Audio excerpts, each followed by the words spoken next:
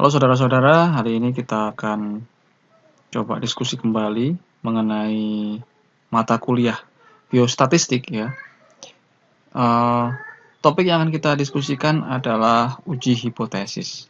Nah, untuk hipotesis ini ada 2 kali pertemuan ya. Ini masih yang pertama ya. Baik. Nah, untuk uji hipotesis 1 ya, kita perlu juga review ya. Barangkali ini sudah Anda pelajari di mata kuliah metodologi penelitian. Nah, tapi di sini juga kita akan ulas sedikit-sedikit saja. Yang pertama tentang populasi dan sampel. Nah, barangkali Anda pasti sudah jago nih tentang populasi, apa itu populasi dan apa itu sampel. Ya, populasi adalah seluruh subjek yang kita teliti, itu populasi.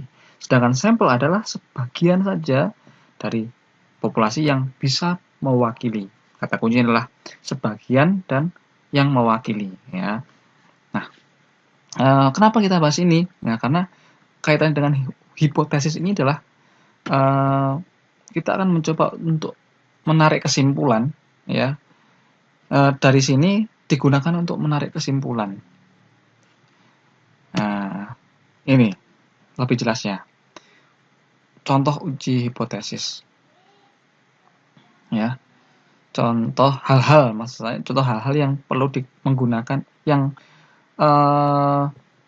hipotesis ini perlu digunakan.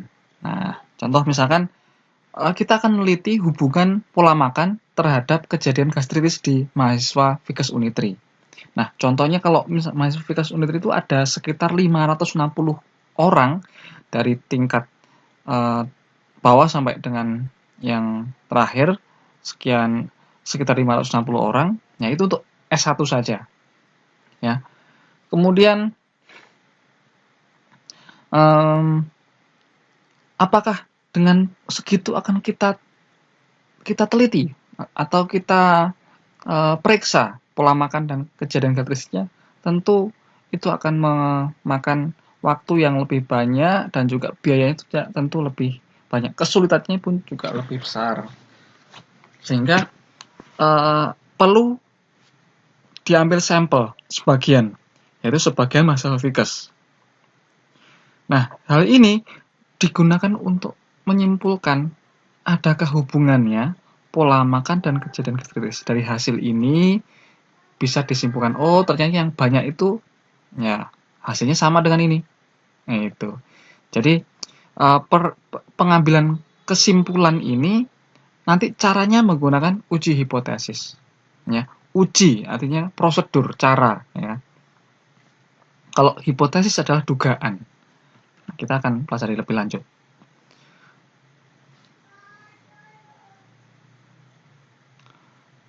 Nah, ini kita perlu review lagi tatap muka yang sebelumnya dengan saya tentang skala pengukuran data dan ini metode statistika ini. Dalam skala pengukuran data ini juga nanti kita perlukan dalam proses uji statistik. Uji statistik, uji hipotesis. Nah, kemarin kita bahas ada statistika deskriptif dan juga ada statistika inferensial. Nah, kalau kemarin kita diskusi, deskriptif itu statistika yang hanya mendeskripsikan saja. Kalau statistika inferensial perlu untuk digunakan mengambil kesimpulan. Sehingga untuk statistika deskriptif ini nggak perlu adanya uji hipotesis. Sedangkan untuk inferensial, nah ini yang perlu diperlukan dalam uji hipotesis. Kalau untuk mengambil kesimpulan, untuk seperti itu. Nah, apa sebetulnya hipotesis itu? Hipotesis adalah jawaban sementara atau dugaan sementara. Ya, dugaan sementara. Contoh ya, ada judul penelitian hubungan antara kebiasaan minum susu botol, ya, pakai dot itu, dengan karies gigi atau gigi yang hitam-hitam pada anak. Nah, judulnya seperti ini, bagaimana hipotesisnya atau dugaannya? Kita menduga nggak ada hubungannya antara minum susu botol dengan karies gigi. Ini adalah bentuk pernyataan. Hipotesis adalah suatu pernyataan. Kalimat pernyataan, dugaan. Ya, seperti itu. Nah, kenapa kok tulisnya tidak ada hubungan? Kenapa kok nggak misalkan bilang ada hubungan? Ya, bisa saja. Ini hipotesis itu ada beberapa jenis. Ada namanya hipotesis 0, ada hipotesis 1, ya, ada hipotesis alternatif. Nah, kita gunakan hipotesis 0.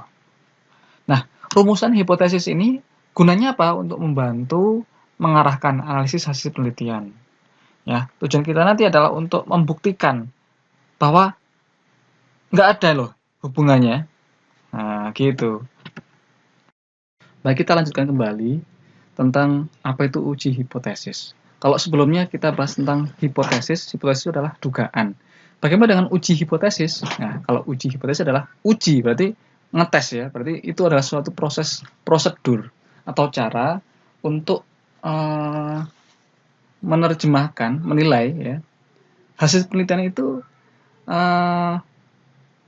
bagaimana, ya, hasil penelitian itu sampel ke populasi bagaimana hasilnya. Nah, ini adalah proses yang disebut dengan uji hipotesis. Coba saya berikan tunjuk pakai pointer ya. Nah, kita lanjutkan kembali tentang ini masih di uji hipotesis.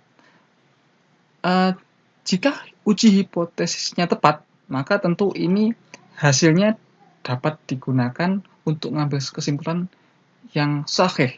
Sahih itu valid ya. Jadi tentu kalau prosedur ujinya tepat, tentu hasilnya dapat digunakan untuk mengambil kesimpulan. Nah, terus pertanyaannya, gimana caranya untuk menguji hipotesis ini? Nah, kalau kita pakai bukunya Sopiudin, ya, dalam menguji hipotesis kita ada bantuannya menggunakan tabel. Ya, tabelnya seperti ini, namanya tabel uji hipotesis bivariat. Nah, di sini di tabel ini tentu ada beberapa istilah-istilah penting yang perlu Anda pahami ya. Ini tentu sudah Anda pelajari ya sebagian ya di pertemuan yang sebelumnya terkait dengan misalkan skala pengukuran ya. Ada kemarin kita pelajari skala pengukuran ada numerik, kategorik ya kan. Terus datanya ada data nominal, ordinal, kemudian rasio, interval. Nah, kalau numerik ya, ingat-ingat aja number atau angka. Jadi kaitannya dengan angka-angka.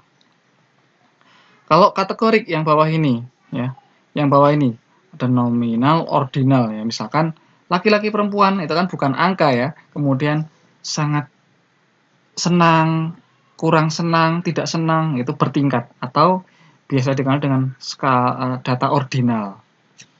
Nah, kemudian ada jenis hipotesis apakah komparatif atau korelatif, tidak berpasangan. Nah, ini perlu Anda pelajari. Anda selain dari materi yang saya berikan ini, Anda bisa juga mencari dari sumber bacaan lain. Ini karena sifatnya adalah mendukung saja, sehingga Anda perlu tambahan materi lain juga. Silakan, bebas. Ya. Nah, kemudian di sini ada simbol-simbol tanda panah ini. Tanda panah ini adalah artinya alternatif atau kalau misalkan dipakai uji ini tidak diperbolehkan, maka pakai yang bawah. Kalau ini pakai ini nggak boleh, maka syaratnya nggak memenuhi, maka pakai yang di bawah. Dan seterusnya, ini adalah simbol uji alternatif. Nah, lebih jelasnya akan kita pelajari melalui latihan berikut ini. Contoh ya, ada suatu penelitian. Penelitian itu ingin mengetahui perbedaan tekanan darah. Tekanan darah, kalau Anda pikir tekanan darah adalah hasilnya tentu angka. Ya, oke. Milimeter Hg. Misalkan berapa tekanan darahnya. Pasien hipertensi yang mengkonsumsi jus mentimun secara rutin setiap hari, setengah gelas per hari, selama 2 minggu berturut-turut. Nah, pengukuran tekanan darah dilakukan sebanyak 2 kali. Ya, kapan? Yaitu sebelum konsumsi jus mentimun dan setelah konsumsi jus mentimun. Nah, kalau kita coba buat oret-oretan ya, seperti ini nih. Nah, kira-kira jadi ada suatu kelompok pasien hipertensi, kelompok entah jumlahnya berapa ya, 1, 2, 3, 4 dan seterusnya ya. Sebelumnya ini adalah pre-nya ini tentu dites tekanan darahnya. Berapa tekanan darahnya? Pasien 1, 2, 3 dan seterusnya dicek tekanan darahnya. Kemudian diberikan intervensi. Apa intervensinya? Diberikan jus selama berapa? 2 minggu berturut-turut 1 gelas per hari. Nah, kemudian setelah 2 minggu diapakan? Dites tekanan darahnya. Nah, ini pos. Nah, ini kemudian dibandingkan perbedaannya sebelum dan sesudah. Nah, hasil uji normalitas menunjukkan sebaran data normal. Nah, ini ada caranya sendiri. Ini Anda sudah diberikan kata kunci bahwa uji normalitasnya datanya normal. Nah, ada pertanyaan A sampai F ini. Pertama, kira-kira nih dengan model penelitian seperti ini, ya, judulnya apa kira-kira? Nah, kira-kira apa judulnya? Kemudian, kira hipotesis penelitiannya apa? Statementnya atau pernyataannya bagaimana bunyinya? Kemudian skala pengukuran data setiap variable itu pakai apa? Skalanya apa? Nah, ingat variable itu apa yo? Variable adalah sesuatu yang diteliti. Kemudian uji hipotesis yang digunakan pakai apa? Nanti Anda perlu lihat tabel yang di atas, yang sebelumnya. Kemudian mengapa memilih uji hipotesis tersebut? Alasannya kenapa? Dan jika data yang nggak normal, maka pakai uji yang apa? Ini harus perlu kita pelajari, kita bahas ya. Nah, ini dia.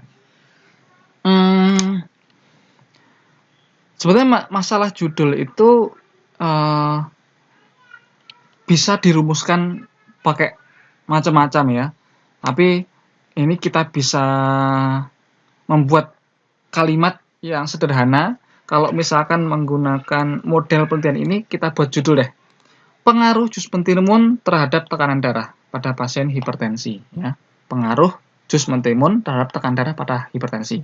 Terjawab 1. Kemudian apa hipotesisnya atau pernyataan dugaannya? Kita duga tidak ada pengaruh jus mentimun terhadap tekanan darah pada pasien hipertensi.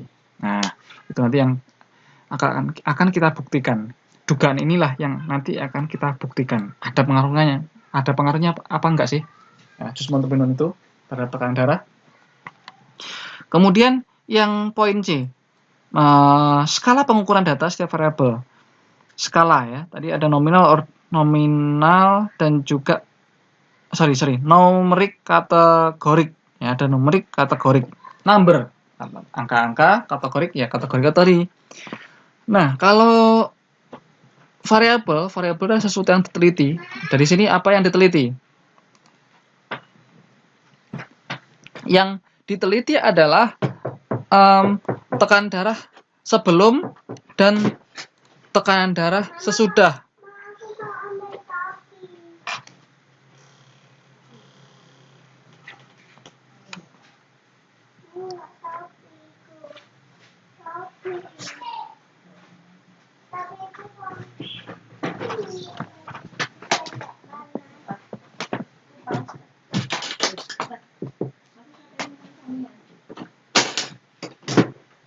Ustaz.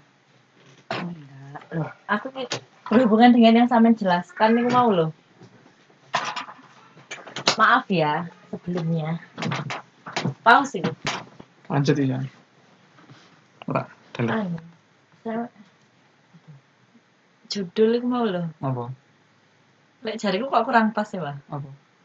Sama lah memberikan contoh Hmm. pengaruh Hmm. jus mentimun terhadap tekanan darah. Tekanan variabel tekanan darah itu kurang Pak. Kurang kan apa biasanya ono apa kurang spesifiknya dulu. Apa yang spesifik? Penurunan tekanan darah. Contohnya misalnya. Oh, Terus hasilnya itu mau tekanan darah itu apa? Numerik kira-kira. numerik ya.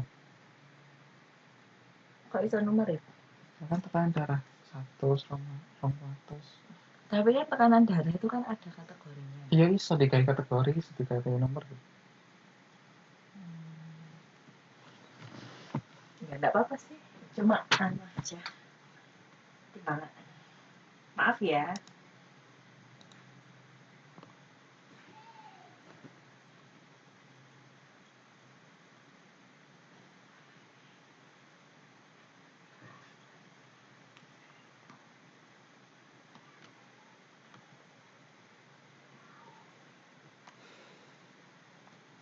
Oke, kita lanjutkan kembali. Ya, kita akan coba latihan dari soal atau dari soal yang sebelumnya. Ya, kita coba bahas. Penelitian tersebut ingin mengetahui perbedaan tekanan darah pasien hipertensi yang konsumsi jus mentimun secara rutin setiap hari selama 2 minggu berturut-turut, dan pengukuran tekanan darah ini dilakukan sebanyak 2 kali, yaitu sebelum dan sesudah. Kemudian dibandingkan perbedaannya. Nah, hasil uji normalitas menunjukkan seperti data normal. Pertanyaannya adalah judulnya apa, hipotesisnya apa, skala pengukuran datanya bagaimana, kemudian uji hipotesis yang digunakan, kemudian mengapa alasan pakai uji hipotesis tersebut, dan gimana kalau misalkan sebaran datanya tidak normal. Nah, kita bahas. Judul penelitiannya kita bisa buat gini, pengaruh jus mentimun terhadap ini kita spesifikkan pengaruh jus mentimun terhadap penurunan tekanan darah pada pasien hipertensi.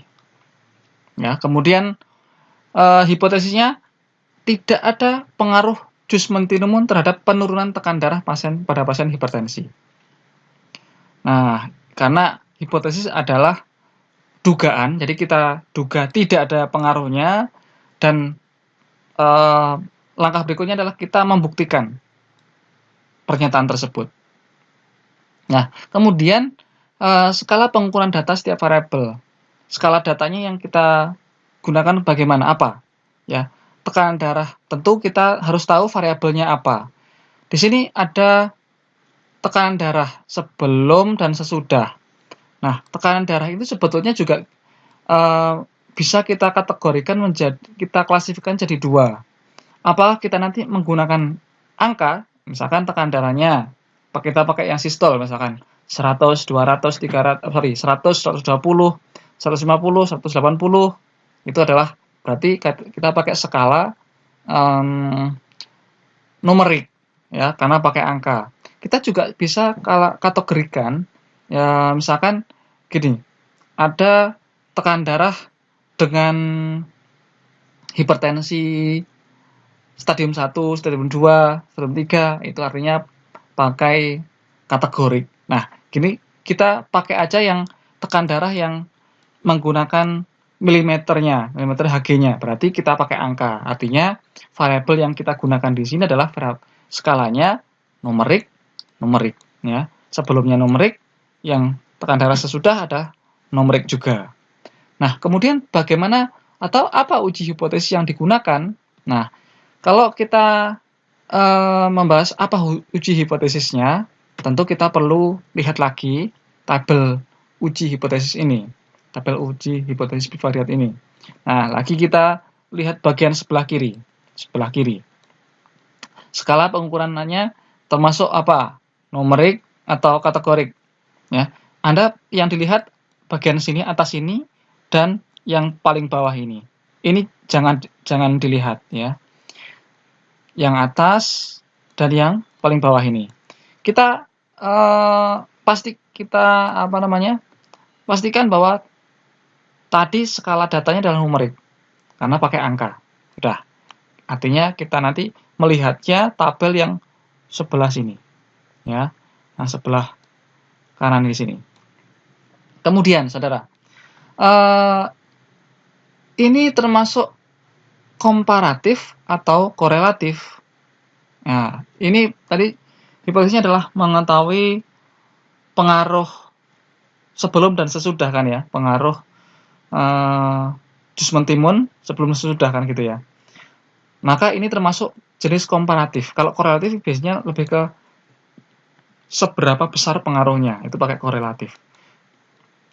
Kalau komparatif ya ada nggak hubungan sebelum sesudah, seperti itu. Nah, maka kita pakai sebelah sini, komparatif.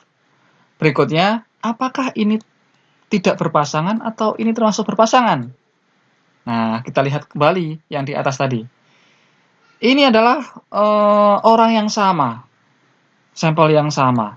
Kita lakukan, kita tes sebelum dan kita tes sesudah. Ini artinya berpasangan. Ya, ini contoh yang berpasangan. Sehingga kita pakai yang kolom yang sebelah yang tengah di sini. Nah, pertanyaannya lagi, ini termasuk dua kelompok atau lebih dari dua kelompok? Kita lihat kembali. Ini hanya sebelum dan sesudah. Ya, hanya dua kelompok saja, sebelum dan sesudah. Walaupun